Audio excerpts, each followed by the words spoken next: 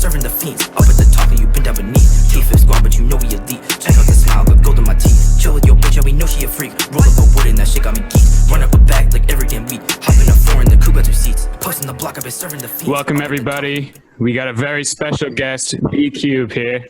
Jay Belly's here as always. This is No Cap Podcast. So Bcuube, What's good?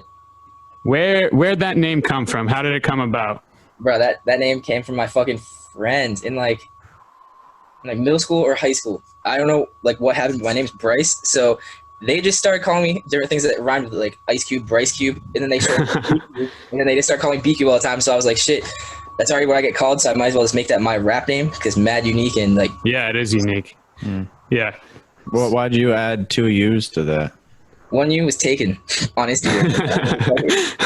I've made everything with 2 U's, so it's easier. Yeah, makes it more interesting.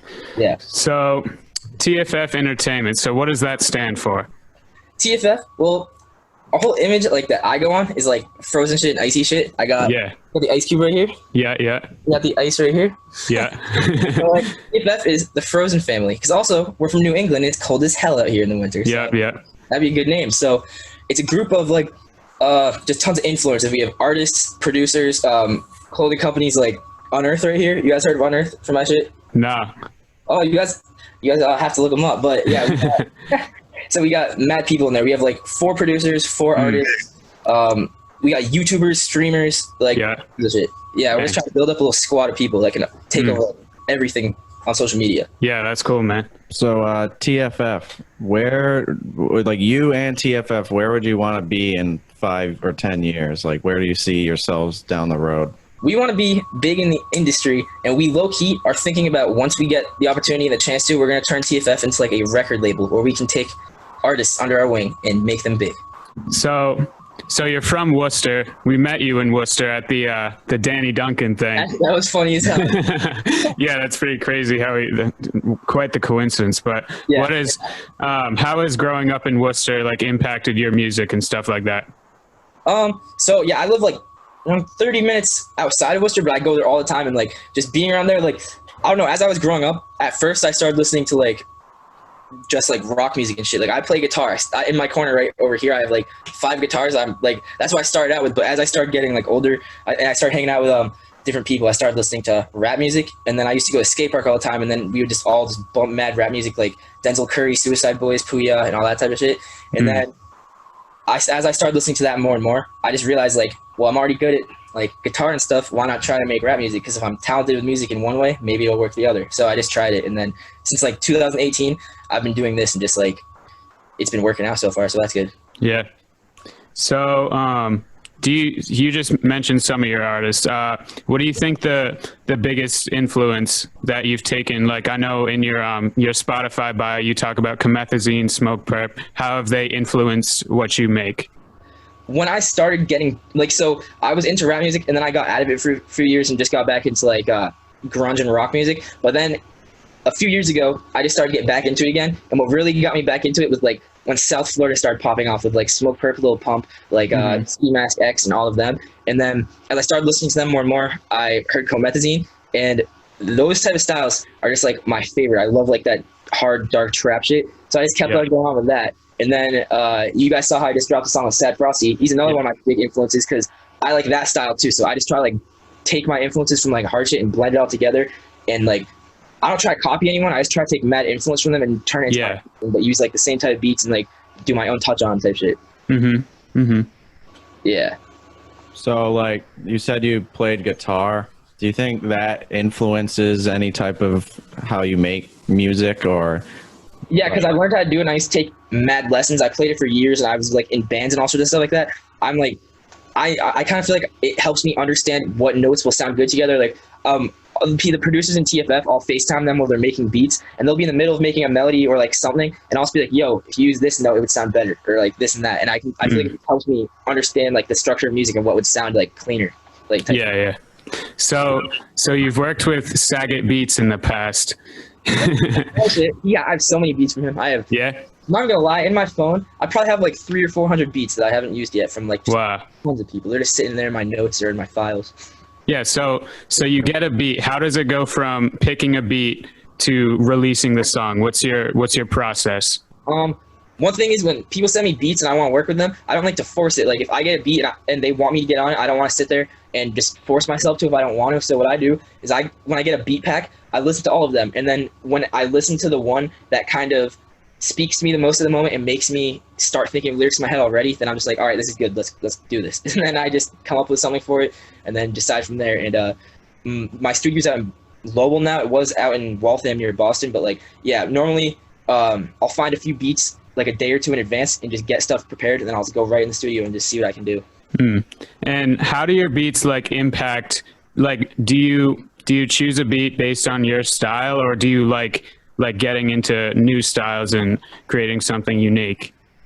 Kind of depends sometimes. Like a lot of the producers that send me beats send me like a lot of auto-tune shit. They send me like Gunna, Lil Baby, YSL, Lil Mosey, Lil Tecca type beats, and then a lot of other people send me hard shit like South Florida type shit. So depending on what I get at that moment, whatever like speaks to me the most and whatever I think I can do the best on, I'll just go for it and try it. But most of the time, I do hard shit. I have a lot of auto-tune shit though on the way. A lot of shit in my vault. There's probably like 40 songs chilling on my phone that aren't out yet. Yeah. Yeah. So can you explain to us what your lifestyle is, just as you being an up-and-coming rapper? It was a lot funner before this virus started to happen. Yeah. Explain that. How has the virus impacted your ability to like get with people and get in the studio? It's obviously, I'm sure it's better when everyone's in the studio. How do you adapt to that? So my studio just opened up again. It was closed down for a few months because he moved. He had a whole studio set up in the basement of his house. It was like wicked nice, but then he got his own. He bought 3 rooms at a studio in Lowell, so he just built it there, put a lot of money into it, and made it like insane. And I just started to be able to go a few weeks ago. I've went twice so far since it opened back up, which is kind of annoying. Like I haven't been able to record for months, but like I don't know, it's not as fun to not have all my friends there because normally it's not just me and my engineer Quality. Normally it's me and like Quality and then like 3 or 4 of my friends, and they're all just chilling, bumping to the music, and they make like videos to it, and everyone's just hyping me up and going crazy. Or they put Xbox and just chilling, playing games, and we're all just having fun while like we're recording and just like doing that. But I don't know, it kind of makes me more like on top of it, I guess, when it's just me, because I have nothing more to focus on besides just recording, so I don't get distracted. I just go in and just get as much as I can done. Yeah, that's fun. So looking towards the future, like of course you got some new projects coming up. If there's anything you want to let us know about your new projects. So something that was just sent out yesterday to get mixed and mastered, gonna probably come out in the next month or 2. It's another song with Sad Frosty. Oh yeah, that first one was fire, I gotta tell you. Right. I'm gonna check the views right now on it because this is like the craziest that anything's like searched on my account before. 5468. It's almost at 5,500. That's crazy. It's been 2 days. That's pretty good. Yeah. And the new one we got has like it. So I recorded it at my studio, but we got it engineered by Frosty's engineer out in LA. If you ever heard of Mike G, he's fire. You guys listen to DC the Don or any of those type of dudes? Yeah, I've heard DC the Don. You hear the tag that's like Mike G, you can't do this to him, man? That's Mike G, and he's like a Billboard producer and engineer. Really? So that's fire. Yeah, so he's engineering the whole song. I just sent it to him yesterday. I'm waiting to hear back from him, but that's gonna be sick.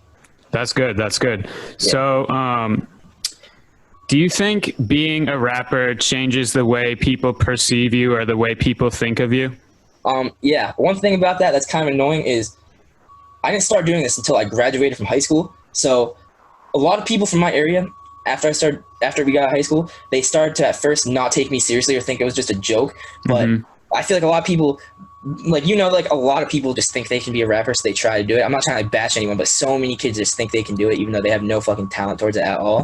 But like everyone in my area thought I was just gonna be another one of those kids, and at first I got like made fun of by all the people, but now everyone fucks with my music. And even recently on the new Sad Frosty drop, tons of people from my area that have never shared my music or even like seem to acknowledge it have all been sharing it and messaging me saying it's fire, and like I've been getting so much more attention in my area, and I feel like people are just like trying to like, I don't know, they're just seeing what happens. Now they're just like, oh shit, we better try to become friends with them now. Like it's just so annoying. That's how it happens. Like I don't know. It's also weird too, because depending on where you go, if you tell people you're a rapper and they start to like hang out with you, if they're other artists, it's better for connecting. But sometimes like people in your area, I feel like they never really want you to win. Some of them do, but some people are just like, oh, look at this. I don't really care if he goes up or not. I don't really give a shit, but like I don't want him to. Like I feel like people think like that a lot. Yeah. And so when people like are like making fun of you for being a rapper and stuff, like I feel like they're not respecting the grind themselves. Like they don't really understand what goes into it and how much you're actually like how much work you're actually putting in. So yeah, I guess what am I trying to ask here? So what do you have to say to like the people that like are trying to bring you down and they're not really like respecting what you're doing? All right, what I have to say to them is, like, I understand where it comes down to a point where a lot of people have their dreams, so they don't think they can do it, so they go to work at 9 to 5. But my thing is, if you are talented at something and you believe you can do it, just keep on trying and you'll get there. If people are trying to put me down for that, it's like you still working 9 to 5 and you're still chilling at your house. Like, what are you doing? Yeah. Like, then they're probably gonna end up making like 30 or 40K a year just doing something you don't like.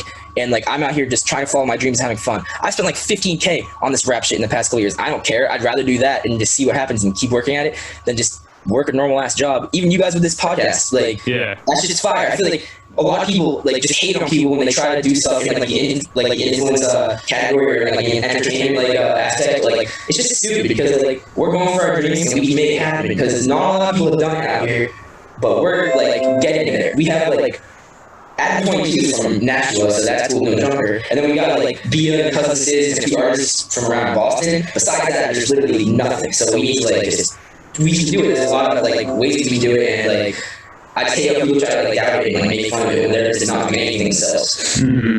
Yeah. Just another thing, just about the grind. How many unreleased songs do you think you have? I can go look at my files real quick. There's so many. There's probably 40, maybe 50. Wow. But when I was at the studio, I have 90, maybe 100 recorded files on there. So there's a lot. And like I got unreleased shit with Chapo, and I got a bunch of unreleased shit with some bigger artists. There's something that we actually are working on right now. I'm not gonna tell anyone who it is, but it's a big ass artist that we're about to be releasing something with and doing a video. He has almost 4 million followers on Instagram, and he was an XXL freshman a few years ago. So that's gonna be damn. crazy. No one knows about it. No one knows about it. This is like a damn. but it's gonna be crazy. That's crazy. So you talked about making a music video. So do you mainly like think of the ideas for the video yourself, or do you have someone else come in and give in their input? I let the filmer do it too, because you guys have probably seen me tag him in my page or like post pictures of him. That kid Josh, that's in TFF. He is our filmer, and then one kid that just joined is a YouTuber and streamer, and he's also an editor. So we pretty much have everything in house now. So we can only thing that we really have to pay for is studio time. Like we all like get beats for free. We all just work with each other for free, and then we all get like free videos and editing. So pretty much I let them decide what they're doing too. Like I'll come up with my own ideas based off the song and what we're available to do at the moment with like what we have, because obviously we can't just go out and get like $20,000 of props for a video. But yeah, I'll decide what I think we can do, and then I'll let them put in their input and give me some good ideas, and then we'll just like write down like a little like I'll just write it down and figure out what we can do the best, and then we'll just make it happen. I haven't done too many videos yet though. I've had some planned shoots, but this virus like messed them up. I would have probably been doing like 1 or 2 videos a month, but then this happened. So how long does it take to make a music video from start to finish? Normally we have 1 day of shooting, but I guess if it's a bigger budget, we could probably have a couple. But we have 1 day of shooting, and then we send it to the editor, and normally the editor finishes it within 1 to 7 days, and then they just email it right back in like a 4K file. Then it's ready to release, and then we figure out what we want to do from there. If we want to put it out on like my page or like a bigger page, because I have connections to do that if I really want to, but this depends. Like, I'm just trying to work and just do whatever I can to make it, because that's like I just love it so much. I love the whole industry and like everything about it, and like I'm all about the culture and like everything's lit. Count hundreds all day, yes, I've been getting stacks. Burning